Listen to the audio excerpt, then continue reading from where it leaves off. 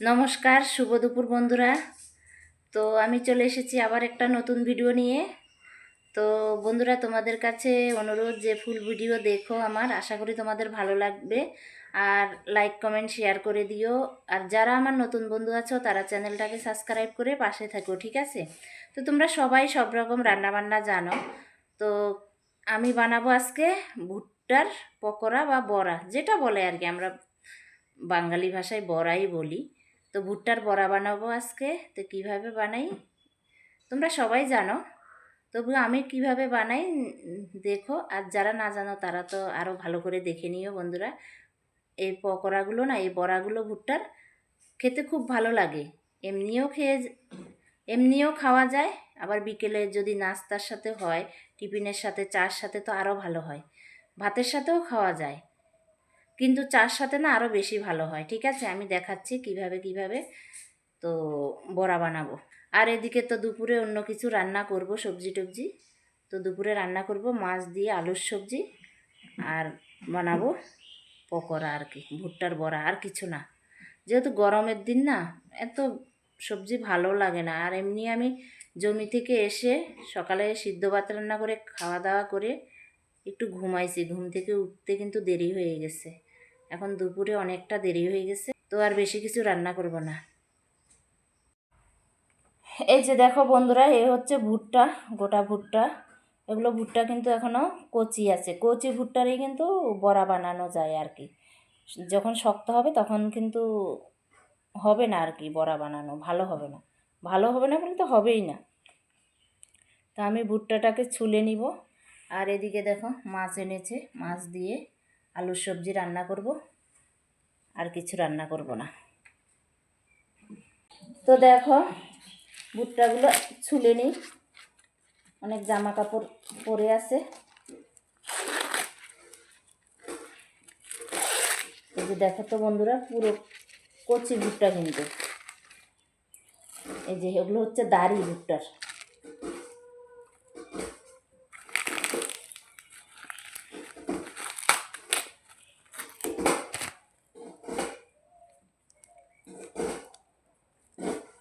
একটা ছোলা হয়ে গেল,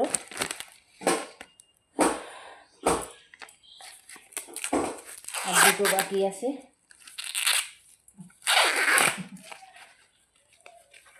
এগুলো কিন্তু পুরো খাওয়া যাবে, কচিটাই কিন্তু পুরে খেলে ভালো হয়।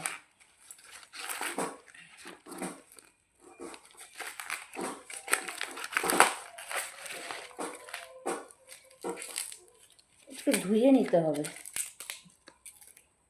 আগে। এই যে পশমগুলো, দাড়িগুলো ফেলে দিই, এগুলো কি জানি।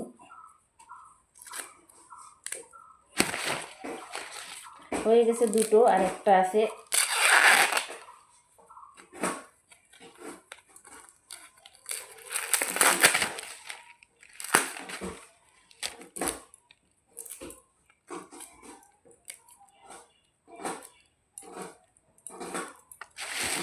এই যে দেখো বন্ধুরা,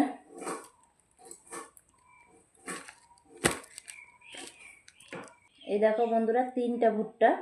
এই ভুট্টাগুলোকে আমি এখন কিন্তু কিভাবে নিব বড়ার জন্য, কিভাবে করব সেটাও তোমাদেরকে দেখাবো, ঠিক আছে?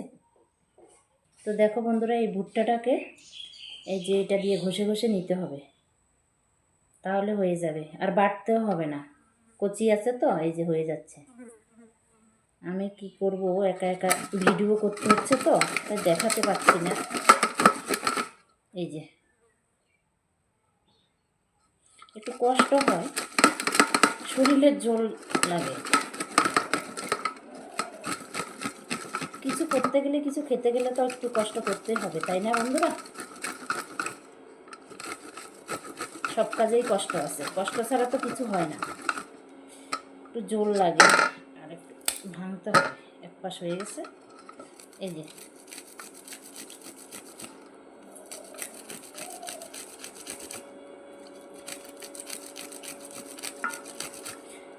এমনি এতটা কষ্ট হতো না, তোমাদেরকে যে দেখাচ্ছি এই জন্য, কারণ আমি মোবাইলটা ধরার লোক নেই, কেউ মোবাইল ধরতে হবে, তাই অসুবিধা হচ্ছে। আমি চেপে থালার উপর রাখতাম, এই যে এটা হয়ে গেছে, ফেলে দিতে হবে। দেখো বন্ধুরা, এইভাবে নিতে হয়, একটু কষ্ট তো হবেই, কষ্ট না করলে তো আর খাওয়া যাবে না। এই যে তাড়াতাড়ি হয়ে যাচ্ছে।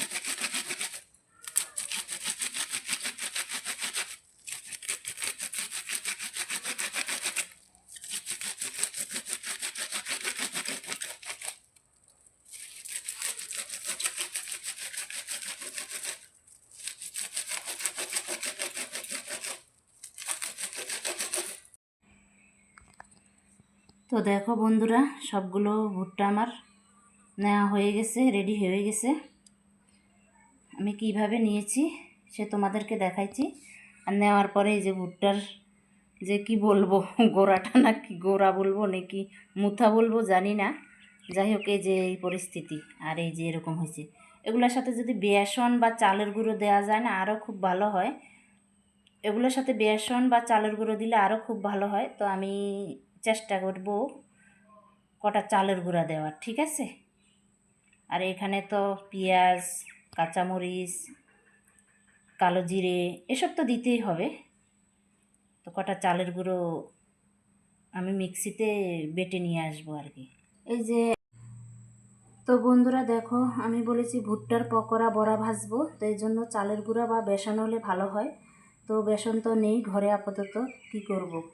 তো চালের গুঁড়ো করে নিয়েছি। তো চালের গুঁড়োর রঙটা সাদা না হয়ে লালচে কেন হয়েছে, আমি মিক্সিতে না সবজির জন্য মানে মাছ রান্না করব বলে লঙ্কা টঙ্কা বেটেছি, তো ওই মিক্সিতে আবার চালের গুঁড়ো করেছি, এজন্য রঙটা লাল দেখাচ্ছে। আর দেখো এই যে ভুট্টাগুলো যে কি বলবো বাটার মতো করে নিয়েছি, বাটিনি কিন্তু, দেখেছো তোমরা কিভাবে করেছি। তো এটাতে শাল ধনিয়া পাতা আর কি, ধনে পাতা, শাল ধনিয়া, ধনে পাতা, আর এই যে কাঁচামরিচ দিয়েছি, স্বাদ মতো নুন দিব আর একটু হলুদ দিব। আর এদিকে দেখো মাছের জন্য কিন্তু আলু কেটে নিয়েছি, আর এই যে করলাগুলো কেটে নিয়েছি বড় বড় করে। এগুলো কিন্তু ভাজবো, এগুলো কিন্তু রান্না করব না। আমি এভাবে করলা আমার কিন্তু ভালো লাগে, আমি এভাবেই ভাজি। এভাবে করলা কিন্তু আমার ভালো লাগে ভাজা করতে আর কি, খেতেও ভালো লাগে। কুচি কুচিটাও করি মাঝে মাঝে, তো আজকে বড় বড় করে পিস পিস করে ভাজা করব। আর এই যে আলুগুলো মাছের সাথে দিব। আর তার সাথে তো এই যে পেঁয়াজ দিতে হবে, অনেকগুলো পেঁয়াজ কুচি করে রেখেছি। পকোড়ার সাথে তো পেঁয়াজ না দিলে ভালো লাগবে না, সেটা তোমরা সবাই জানো বন্ধুরা। তো এই যে দেখো বন্ধুরা, করলা ভাজা বসিয়ে দিয়েছি আমি। বলছি না করলাকে পিস পিস করে মাছের মতো ভাজবো, আমার এইভাবে কিন্তু ভালো লাগে, কুচি কুচিটাও ভালো লাগে। তো আজকে এভাবে ইচ্ছে করতেছে, আজকে এভাবেই ভাজা করতেছি। আর এই পাশে তো ভাত বসালাম, এখনও বড়া ভাজা আছে, বড়াটা পরে ভাজবো, আগে করলাটা ভেজে নিই, তারপরে মাছ ভাজবো, তারপরে সবজি বসাবো।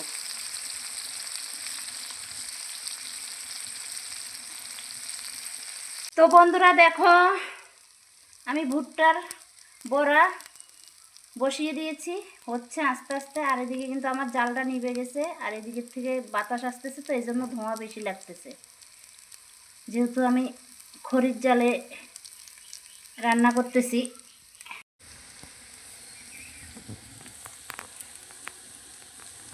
তো দেখো বন্ধুরা, তোমরা কি সুন্দর হচ্ছে বড়াগুলো। তো সব বড়াগুলো হোক, তারপরে দেখাবো। এখন একটু দেখাইতেছি কীভাবে ভাজা করতেছি। উল্টে দিলাম এখন ওই পাশটা।